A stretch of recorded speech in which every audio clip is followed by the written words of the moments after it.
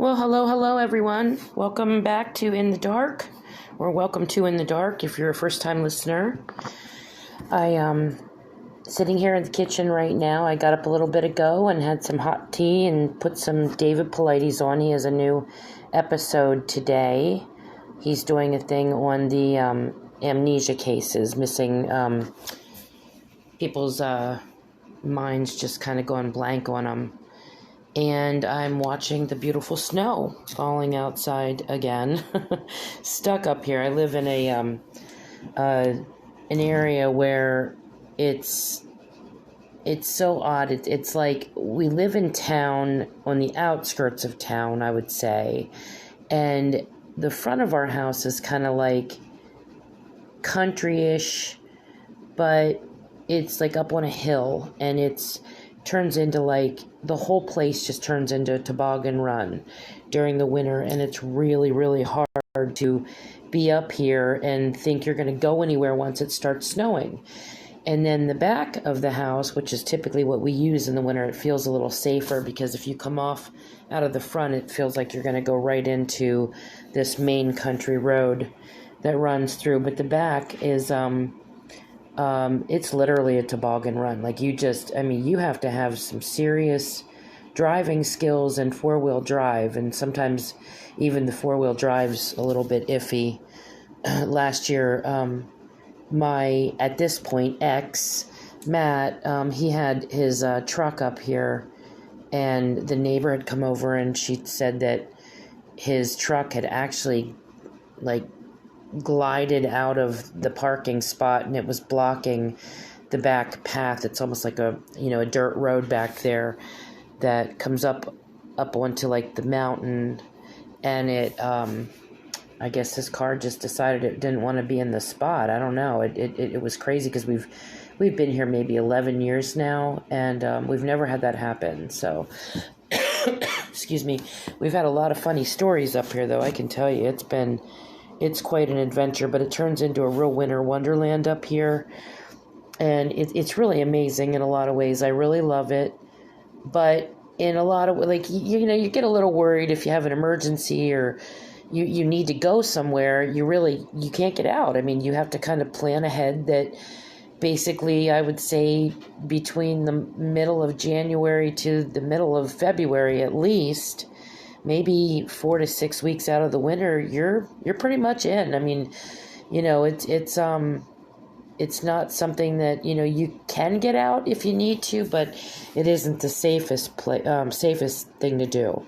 So I was just thinking, as I was getting up this morning and I was looking at the snow and, the daylight was starting to break through, I was really thinking about really how blessed I am and how grateful I am that I had chosen the kind of jobs and the things that I've done, to earn money and make a living that, I don't really have to go out in the winter. I'm in. I mean, I can just take the entire winter off and relax and, deal with the holiday stuff and the sickness stuff that hits and, all the weather crap that goes on and, even enjoy the beautiful weather. The snow is beautiful.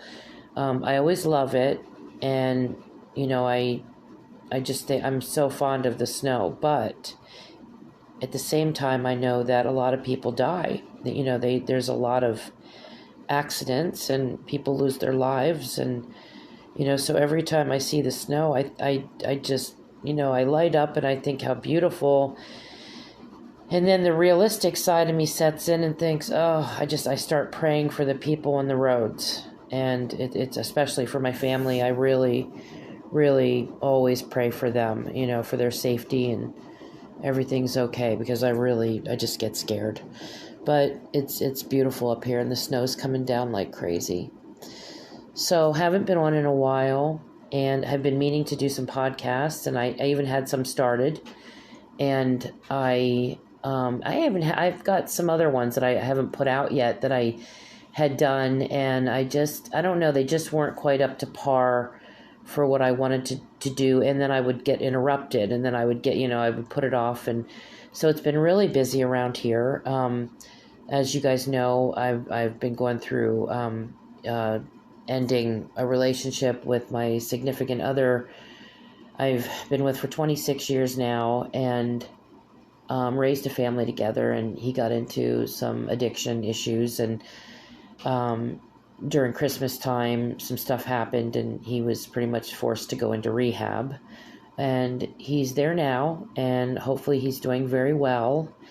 And I'm very much praying for him and hoping, good things come to him. But I've reached the end of my rope with it, and I feel that it's just at a point of no return. So I am just going to, pray for him and hope that his journey through life is really good. And I'm really ready for this. I'm very, very ready for it. The classic narcissistic abuse that people go through, and I know that word is used very often, but there are true examples of narcissism, and I have lived it for 26 years now.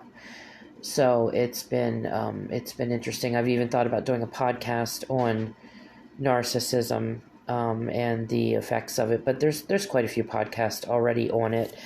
I just don't. I don't really want to keep repeating the same things everybody repeats all the time, but it's just something that happens with all of us at a time or two in life. We go through something hard, and this is my journey with something hard. So, but I'm ready. I'm really ready. I'm feeling really good. I'm feeling positive about this. I'm hoping that my health improves from it. I'm hoping that my mental state improves from it. Maybe look a little younger and feel a little younger and all that good stuff. And just, hoping for the best for everybody. And I guess now the big thing, the challenge will be basically who gets the house. So I'll have to see what happens with that. And so that happened, and then I gained one of my, so I got rid of one, and then my oldest son moved home, and he is also an addict. So I got rid of one, and I gained another. So that was fun, and so I've been very much praying for my family. So any of you prayer warriors out there listening, people that are close to the Lord that pray, please, pray for me and pray for my family and my sons. I have two of them, my two older sons, that are really struggling with addiction right now. And I'm really praying that they get into rehab and get some help. So it's been a really very stressful, very, very, very stressful. A lot of anger surfaces when you're dealing with this stuff. You feel like you really love people. And when this kind of stuff happens and you see their really selfish ways that happens, that they tend to really abuse the people around them in one way or another. And it is very hard to not be really livid and just feel almost hateful towards the people that you're dealing with this. But you have to remember, you are dealing with demons. And that is the one thing that I have got to always remember, that these are not the people that you love. These are demonic attachments that are inside of these people or around these people. They're either oppressed, possessed, attached, maybe all of them, maybe a couple of them. But there is some very strong demonic influences going on here. And a lot of times, when you're talking to these people and they're sounding like somebody you don't know, it's because it is not who you know. You are talking straight up to a demon. So, and we, like I again want to, make you understand that when I say demon, I don't mean demons are technically the spirits of giants from what we've been told of the Nephilim, but we all use that term in general for the dark entities that, inhabit the dark side of the veil. So when I say demon, it's just a generalized term. I don't know really, every entity could be different. It could be from a different group or whatever, but it all basically amounts to the same thing. It's evil, and it's from the dark half of the world, and it's very bad stuff. So just try to remember that. Be patient with people that you're dealing with. And the best weapon you have against all of this is a lot of prayer. Repent of your sin. kick this sin out of your life, even if it takes one sin at a time. Give back to God. Give back to Jesus, because he died for us. He gave his life for us. And it shows him how serious we are. It shows him that, we're not just professing to be a believer or a Christian or, whatever you want to call yourself. But it is extremely important that you show God that you are serious about your walk with him, that you're serious about, just showing him what he means to you. And so the most important thing you can do is to repent of whatever sin or sins you are dealing with. And sometimes it might start out as something just as tiny as, not swiping a pen anymore at a bank, or, if it could be anything. I mean, whatever it is, a small lie that you think in your mind is a little white lie. A lie is a lie, according to God. So just, work on it. This is what I did. When I started to do this, I started to work on basically one sin at a time. I kind of picked something I was doing that I was struggling with, or maybe one or two things, and I really focused on that one thing. And then I would kind of not master it, but I would really get to the point where I really felt like I overcame it. And so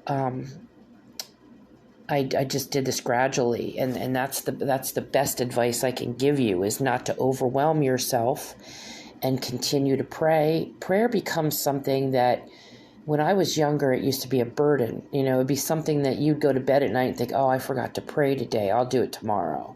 Or I'll spend some time with God tomorrow. And then day after day after day, you would forget.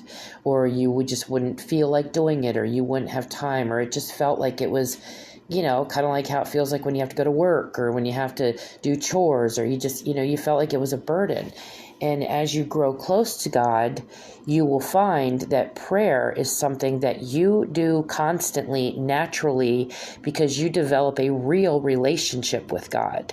He becomes your best friend in the entire world.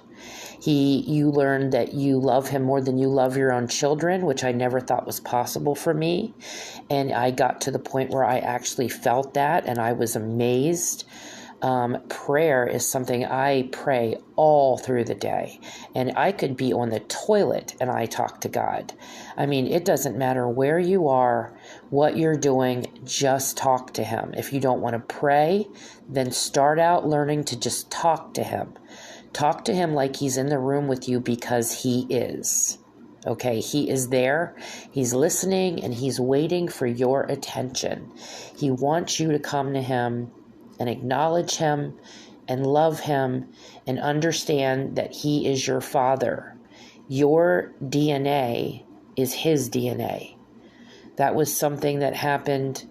There was a episode I had watched on YouTube on a woman that had a near-death encounter, and she had said that as she was speaking to God, she went into the DNA part of her body, and he told her, I'm right there. I'm in what they call, and this is awful, but they call it the junk DNA. And God told this woman that was him. That's God. That's his actual DNA. He thinks of us. He holds out his hand. He breathes us into existence. His DNA is in us. He is literally your father. He's also, Jesus, is his son. He died for you to remove that veil, because sin corrupted everything so much, and evil did, that God basically had given up on us and walked away. And Jesus, who was always with God, he was the Word. Jesus's name in heaven, he was called the Word. He was the Word of God. That's in Genesis, that the Word was with God. That's Jesus. Jesus had a hand in creating us, and that's why he loved us and came here and died for us. He wanted us to be saved and be able to come to heaven and be with them and not just be given up on. So we have to give back, guys. Like, this is something that, you can't live your life doing whatever you want to do. You can't think that, once saved, always saved. That's not true. You can fall away and end up in hell. I'm sure of that. So just do your best. Be kind every day to people. That is the most important thing. I believe above anything else in our life, we are judged on our intent.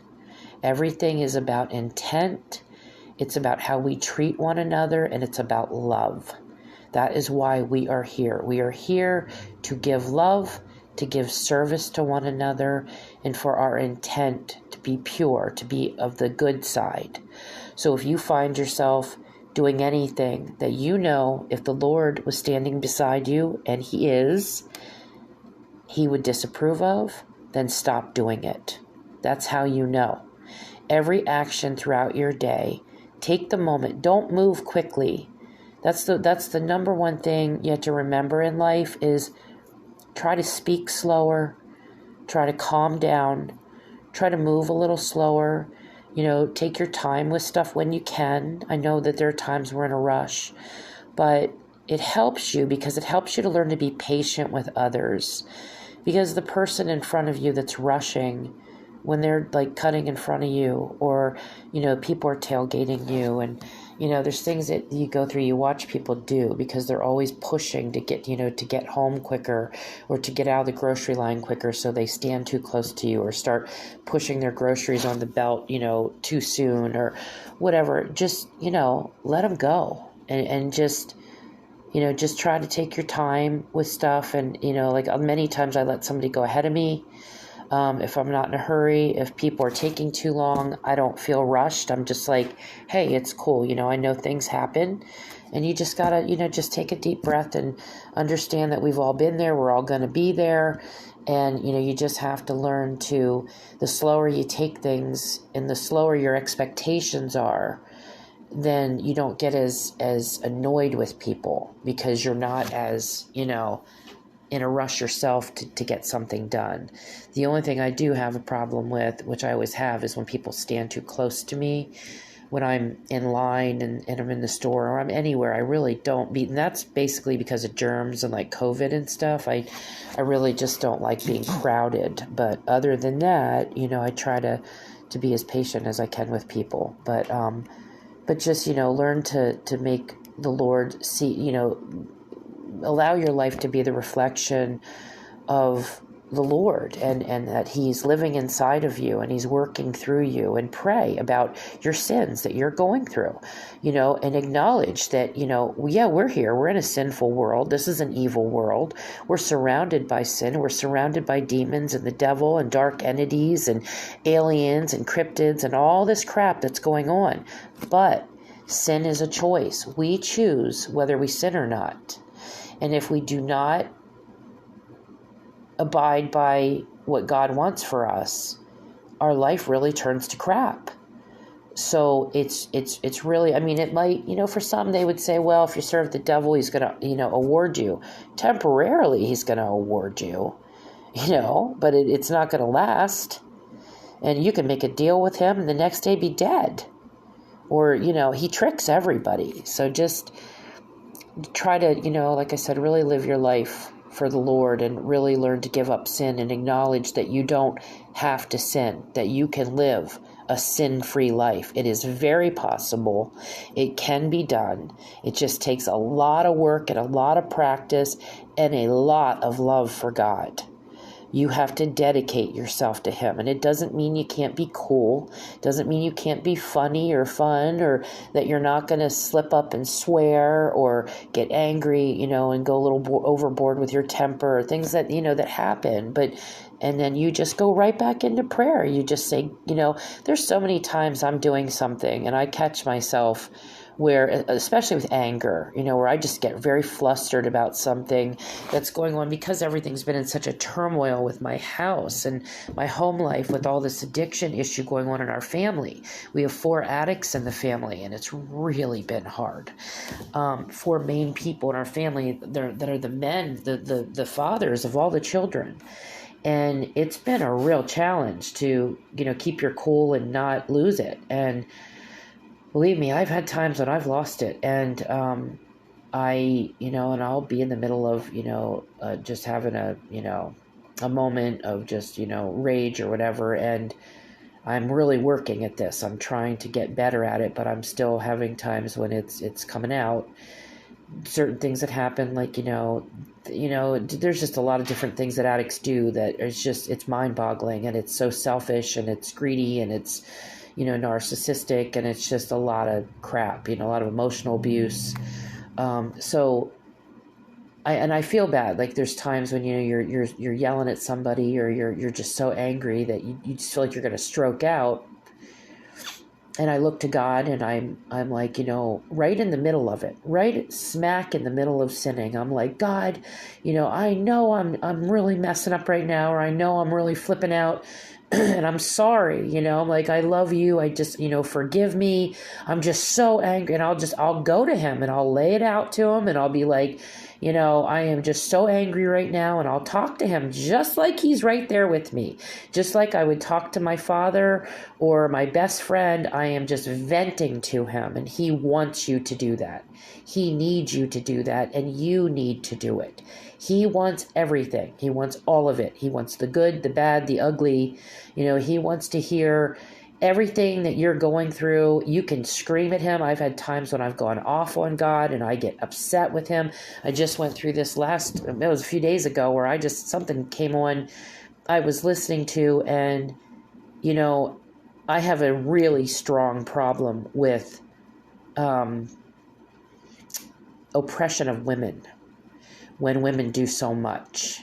And I just see red. I mean, especially you're talking to somebody that's been basically the patriarch and the matriarch of my family my entire life. And so are my daughter-in-laws and my daughter. And it is, it's been, to sit and listen to people downgrade women. Now, I know there's some bad women out there. Trust me.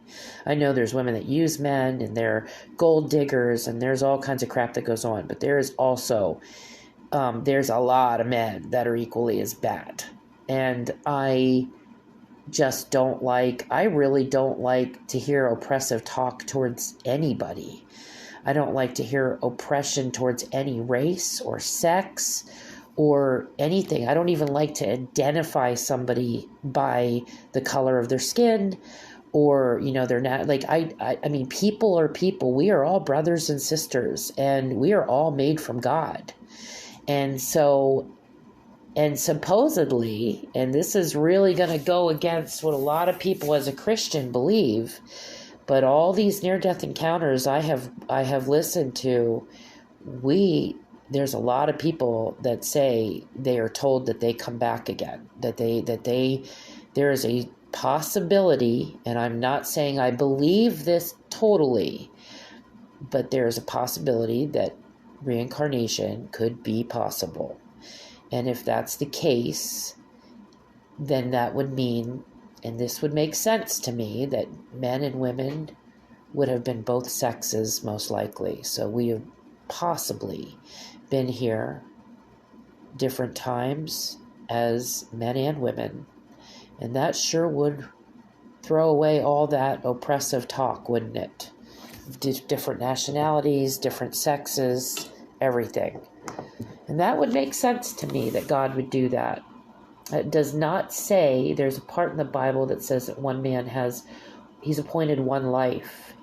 And the way the Lord talks, a lot of times he talks in riddles, or he doesn't quite clarify, things fully. And there's also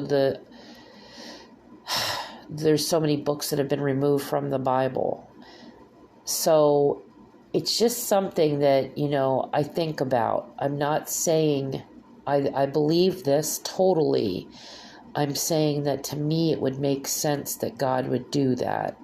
Although, if that is possible, I would not want to come back here again. I can say that if I had a choice to come back as a different person, and that would, really equal what the Lord does say, that you're appointed one life. So every life you're here is one life. Your memories of your past lives are erased, and each and every life that you would come back here to learn more would, entail one life. So it's a possibility. It's just, like I said, the only reason I never believed this before. I really believed, that we only lived one time and that was it. But these near-death encounters that I'm running into, I mean, guys, there are just thousands of people that are Christians that believed, fully that you only lived one life, and they're dying and they're going to heaven and they're talking to God, and Jesus is saying, do you want to see your other lives? And they're just stunned, and they're like, what do you mean? And so this is happening. So it's something, you have to understand that we've been lied to a lot, and there's been a lot of deception here, and we've been oppressed, and we've been, all the truth about everything has been withheld from us. And so, I mean, you just, in some ways, to be a Christian, you still have to kind of keep an open mind with certain things and realize that we don't know everything. Not everything about God is in the Holy Bible. Okay, that is not God's entire history. Okay, there are 66 books that we have been given, and how many were removed? I think it was like over 100 that they found, including the book of Enoch, which they didn't want people to have at all. And that pretty much summed up all the stuff about the Nephilim and the cryptids and everything else. So I think the truth is really coming out. It's being revealed to us. And it's something that, as a Christian, you have to some degree, you have to kind of put all that you've learned and been taught to believe, there, but have a little side pocket where you have to be a little open to accept that there could be other things that we haven't been told, other things going on, information that's been withheld.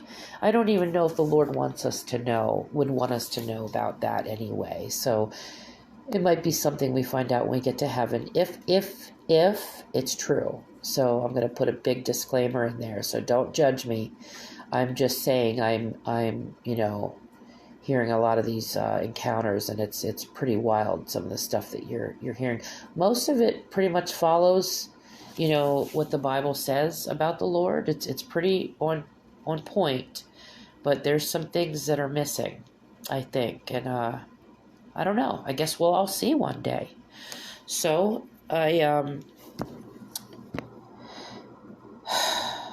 my son moved back in. Hang on, I'm gonna get a drink of water here.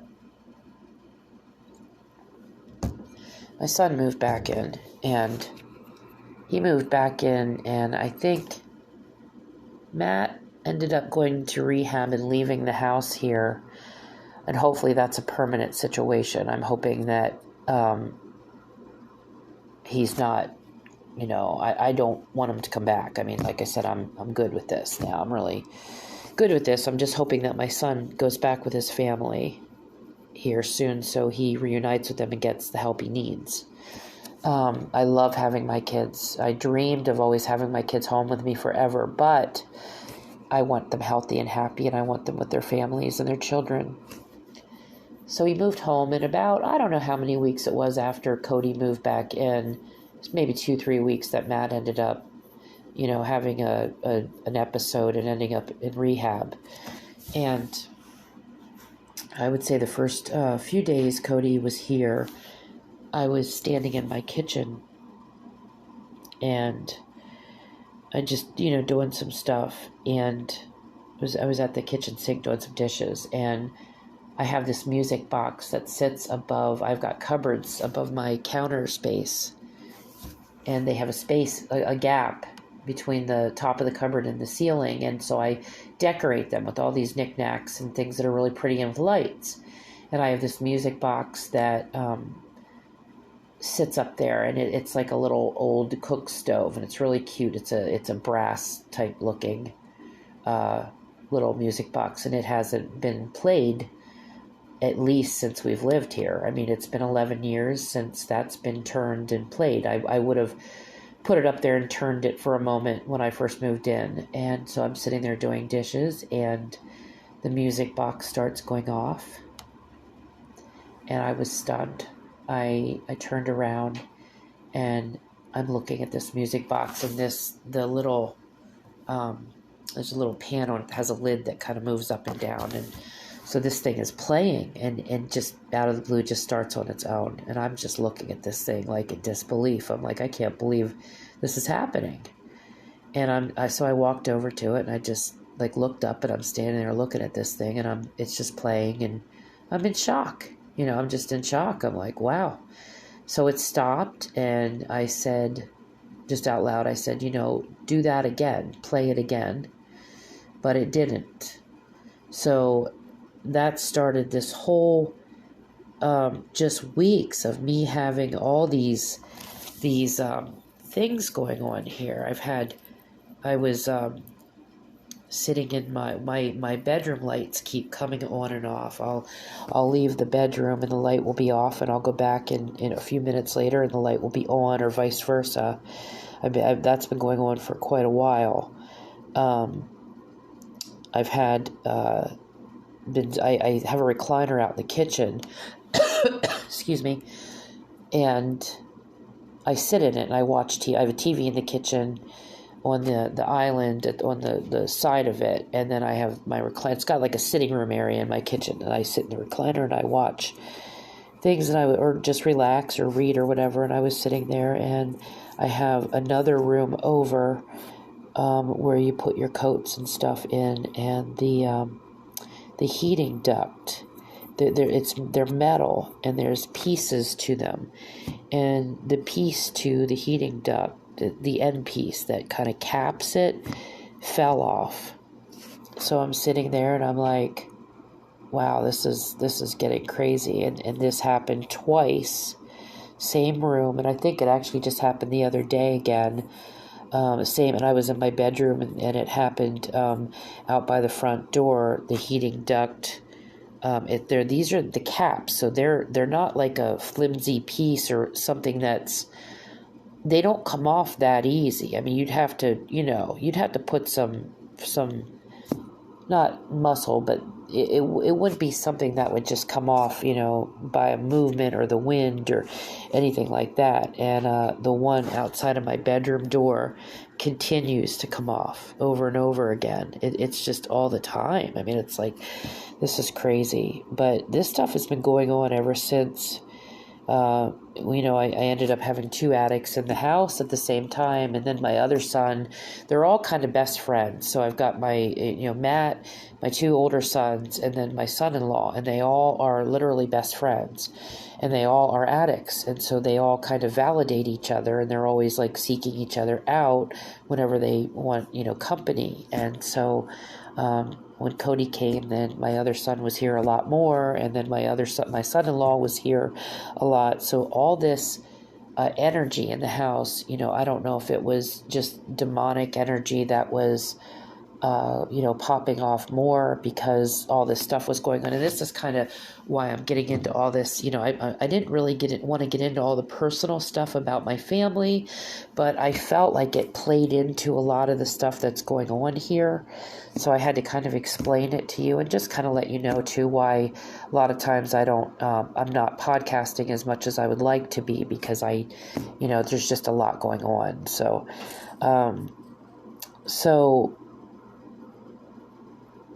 I'm just reading over my notes here. I had started to write some of these down.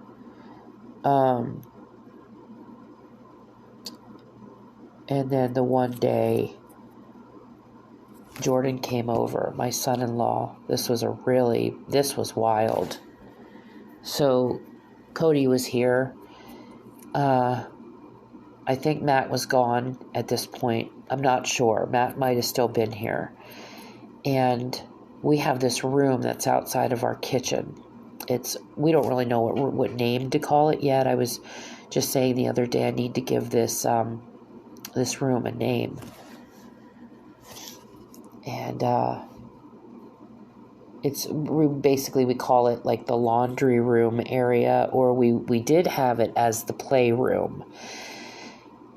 But when we had it as the playroom, my granddaughter had come out one day screaming that a little boy had appeared in the room with her. And then another incident where my other granddaughter had come out and said the same thing.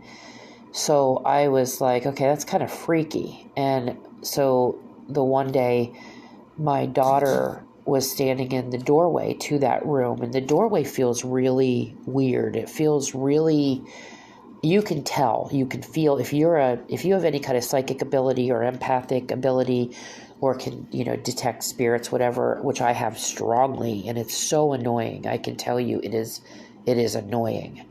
I can't ever rest. I mean, I can rest, but I mean, I can't ever feel like they're not around me. So my daughter was standing in the doorway, and this little boy, she thought it was her son, Levi, and this little boy came out and he stood beside her. And she was talking to my other daughter who was sitting on the chair, and my other daughter was looking at her, and she thought it was Levi.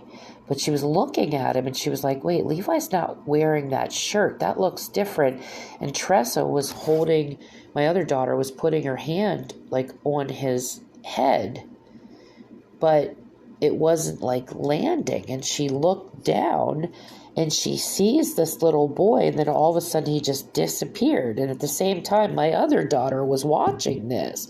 And then Levi came out, who they thought it was, my grandson, from the whole other hallway area. He came out, and they were just stunned. They were like, you got to be kidding me. So this room is really active. Like, you can just feel like, it's like, ooh, it's just something in there, or it feels like a portal is what it feels like.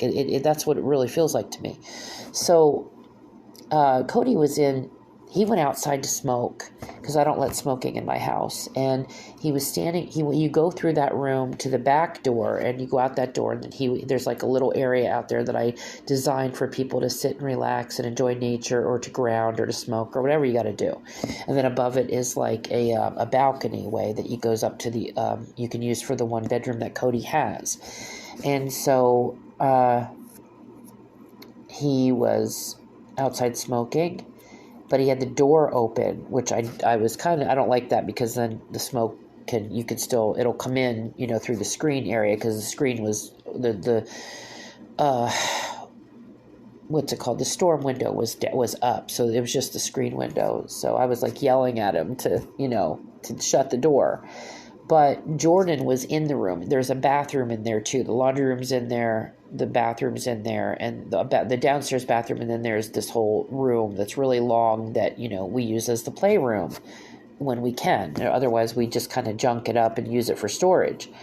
And a lot of totes and stuff, which I have to get out of there, because I wanted to convert it back to the playroom again, because Levi keeps wanting to go back there as the playroom. And so Jordan was standing in the room, and we heard something got thrown at him. It sounded like somebody threw a metal ball or something at the wall. And I thought I was hearing things. I was like, what in the world? I thought something dropped, or, I didn't know what it was. And Jordan comes out of the laundry room area, and I'm sitting in the kitchen. His face was like as white as a ghost.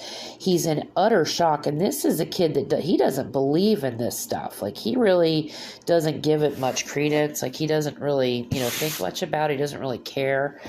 And he comes out, and he's like, did you just hear that? And did you see that? And I was like, I heard it. What's going on? And he said, something just got thrown at me.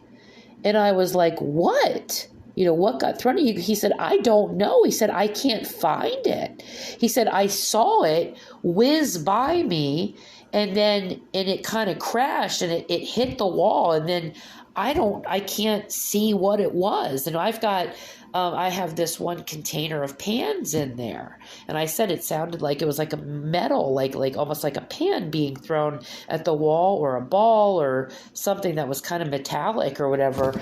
And, the only thing I could think of was maybe one of the pans were thrown at him, and it just landed back in the container. I mean, we don't know what it was. I mean, we can't, unless it was something of the, spiritual realm. I just don't know. And Cody had come in, and he's like, I heard it.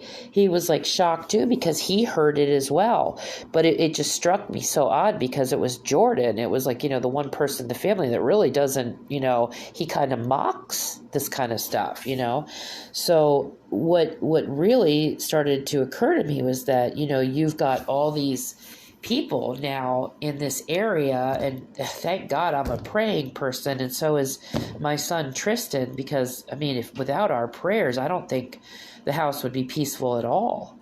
And so it was just, it was shocking, and it made me realize that we were under some attack here, and we are under some real demonic attack, with stuff going on, I think, and things that are, and I'm not saying it's demonic. I don't know. I can't, I can't say it's demonic. I just know that things are moving around. They're making a lot of noises. We're seeing, we're seeing shadow figures, stuff like that. It's been, just the shadow figure thing has been really odd. I was standing in the kitchen the one day. I'm always in the kitchen. I love being in my kitchen. My kitchen's so pretty. It's got all these plants and the sitting room and the TV and the kitchen. It's just kind of an all around, everything you need kind of room. The bathroom's right around the corner.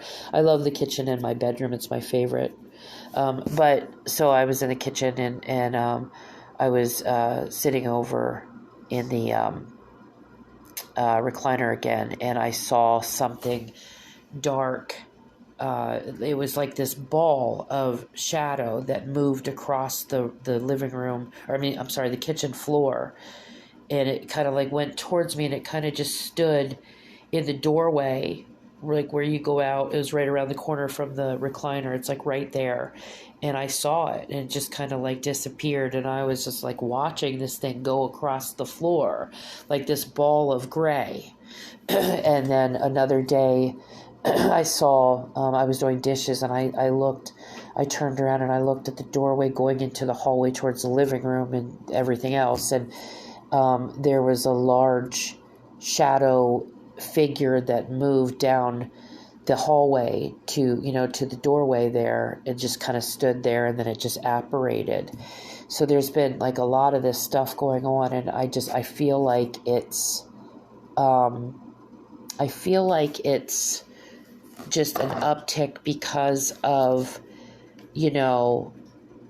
everybody that's here that's going through all this demonic oppression and attachment and possession and all the stuff that's going on with these men.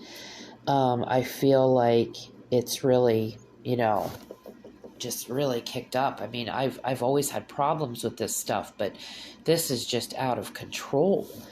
So I struggled at first with Matt being in rehab and wondering if I should let him come back. I thought to myself, it would really just be awful to have somebody do all that work on themselves and then still treat them like they're in the same place. So basically have him get out of rehab and still treat him like he's this horrible person that's still, having addiction issues, although he's always going to have addiction issues. But he's, like not give him any credit where credit's due that he did this work and tried to get himself better. So I was praying to God. I was like, what do you want me to do with Matt? I was like, I don't know what you want me to do here with this situation. Am I supposed to just let him back here? Am I supposed to, what I want to do is push him away and just let this be done and make it so he moves on with his life and he, finds a new life and a new, makes a new life for himself, a new family, whatever he wants to do. And I don't want to be with Matt anymore. I'm absolutely just certain about that. I'm done with it. But we still share a house together. And I was initially, when this, first happened, I was so relieved he was gone. But then in the same respect, I just was like, I don't want him back. But I feel like, okay, what does God want from me? What is my role here in all this? It's really not important what I want. It's important what God wants, because he sees everything ahead of time. Or he knows what's going to happen. And hang on, I got to get a cup of water, or drink of water here.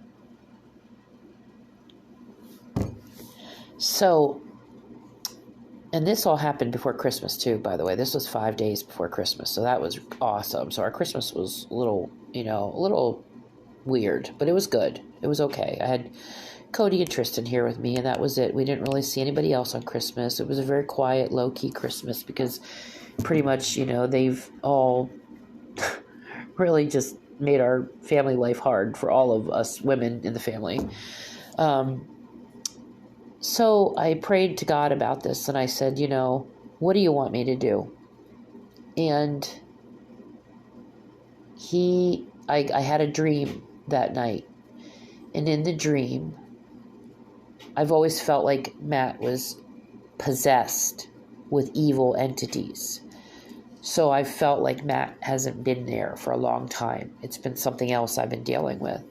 So in this dream, I saw Matt walking towards me, and I was walking towards him a little bit, but I was more standing, and just, I was kind of gradually walking towards him, just a little few steps, and he was walking towards me, and he had this really loving face, look on his face, and he looked really peaceful and serene. And he walked up to me and he hugged me like a really loving, sweet hug. And that's something that I haven't felt from Matt in a long time. Like, I haven't felt there's any genuine love there. And I felt in my soul when I was having this dream and I was watching this that I was really dealing with the real Matt. That was really him. That was his soul underneath all of this, and that he's basically been invaded by demonic, entities. And so I woke up and I was kind of confused. I was like, I don't know what you want me to do, God. Like, I don't know, with this dream, like, what does that mean? Like, does that mean that you're showing me Matt, the side of him that is love, and that, that's what you want me to like reconnect with him? Is it just showing me, a side of him that, I had forgotten about, whatever. I just don't know. I don't know what the dream meant. So I've been praying about this dream, trying to get some clarification from God. And I prayed last night, and I was like, I need to know what you want me to do with him. Like, what, I how I feel, God, Lord, my feelings about this, what I want, but it's not important what I want. What's important is your will, what you see and what you feel I need to do, because I'm not here for myself. I'm here to serve others. I'm here, we're here for others. We're here for each other. And it's, we have jobs to do here. This is, we have, things we have to fulfill here. And it isn't just about our comfort levels and, our own self and what we like and don't like, or what we're comfortable with. This is about God and what, what we discussed with him before we came here, what we wanted to accomplish, what our goals were, things that we have to learn. Do we have to learn more to love more? Do we have to learn to, I think a lot of this trip has been teaching me how to control my temper, teaching me to love. It was really weird too, because before Matt left, there was a few weeks before he left, was the first time in a long, long time that I started handling Matt with love. He hadn't been working. He had been playing games with money. He had been withholding, when he was working, he wasn't helping with bills much. He was just doing all this stuff, using all this money for drugs and alcohol. And so I got really upset, and I refused to help him in any way. I wouldn't give him even a drop of money. So then it got to the point where all his money was gone. He had quit. He had lost another job. He was basically starving. And I felt the Lord say to me, yeah, you could just let him stay up there and starve and wallow in the bed he made for himself, or you can, help him and be loving. And so I started to be loving. I started to be, very tender with him. I was, like every now and then I would come out and I would, I'd see him in the kitchen or wherever, and I would just give him a quick hug, or I would, make sure he had food, or cook for him, or give him medications, or, whatever. Pretty much, I was trying to help him. And so when this happened, when I did this, I had been asking God for years to get rid of Matt, to get him out of my life, to get him out of the house, to remove him, to, just allow my life to be peaceful. And nothing. There was nothing. He wouldn't get, I would try to, pray about, him getting a DUI, to make it so he would, it would force him to get help and all this stuff. And God would not answer my prayers, nothing. And there were times I would have meltdowns on God. I would go off on him. I'd be like, why are you not helping me? What is going on? Why are you putting him before me? Why is, he able to get away with all this stuff he's doing?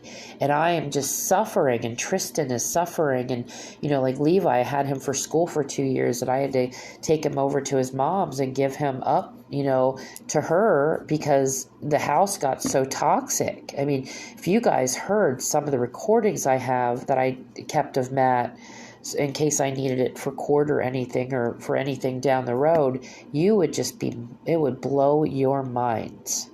The stuff, it sounds like you are dealing with a pure demon.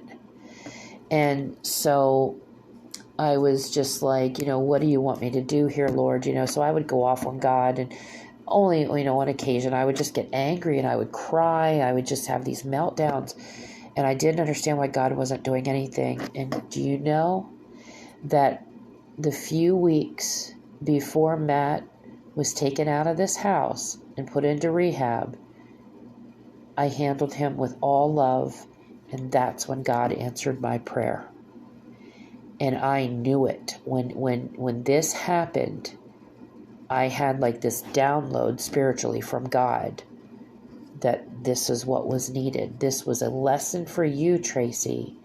You needed to learn love and forgiveness, and how to, and I'm still waging a war with my temper because of my son now, some of the things he's doing. But it's more about love, and but he knows I'm working at it. I'm working with God on it every day. I work with God every day. I talk to him all the time.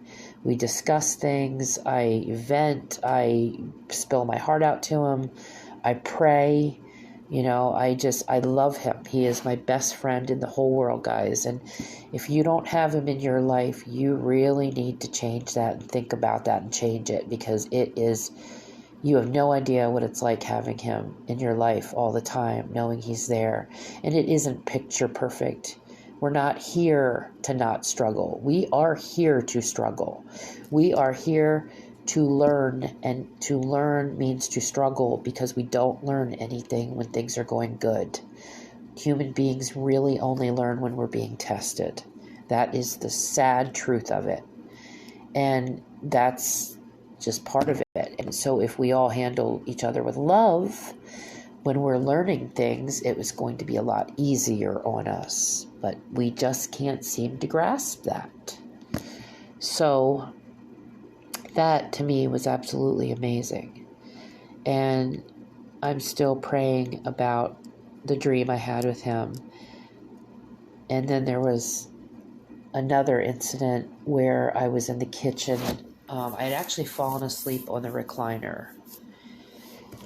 And I woke up coming out of my sleep, and I looked over, and I saw this large figure standing beside my recliner as I was sleeping. And it was the weirdest looking thing I ever saw. I saw it very clearly. Like, it wasn't something that you think you saw something. I saw it, I felt it, and I heard it. It had almost like, I would say, it could have been about maybe 5 to 6 feet tall. And it was thin, and it had like this really long, flowy type of cape-ish thing on that almost glittered like a bluish color. But it was straight down. It wasn't like flowing or anything. It was just straight, but you could tell it was like a garment thing, like that you'd wear, like almost something you would see in Harry Potter or something. Excuse me. The head almost looked metallic, almost looked like, it almost felt alienish to me. But aliens, I think that the majority of the aliens that we're seeing here are demonic. I'm not saying there's not other living beings or humans or whatever on different planets. I don't know what all God has created, and I'm not going to sit and pretend I know that, and I'm not going to close my mind off and say I know for a fact there isn't any. I don't know that. None of us do. We all have our beliefs, but it doesn't mean we're correct in that. So I do believe that a lot of the aliens that we deal with here are demonic. And so this being was, he felt that way to me. He felt like an alienish type of being, but not the gray type of alien. It was like it was something else, or some other look. So this being had this garment on, this like robe-like thing. The head was almost like, God, I wish I could explain this, but it wasn't round, it wasn't square. It was almost like oblong in a squared off way.